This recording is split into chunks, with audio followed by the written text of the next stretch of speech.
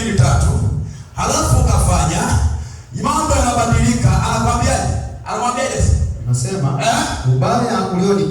ubaya ulionipata na uwe juu yako. Aliyakorosha mambo na uwe juu yako. Ndio nimekupa mjakazi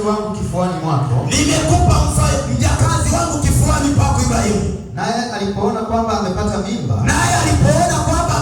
mimba, mimi nimekuwa adui machoni pake. Alipoona kwamba yule kijakazi katumbo Amira imeumuka, karote namna hii, kakaanza kujigamba. Ndio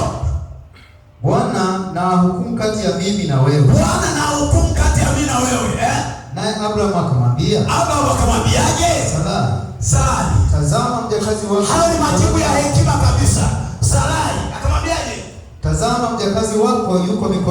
Tazama mjakazi wako yuko mikononi mwako. Mtendee lililo jema machoni pako. Sarai akamtesa. Akafanyaje? Sarai akamtesa. Akampesa nani? Mjakazi. Kule mitaani, sisemi hapa.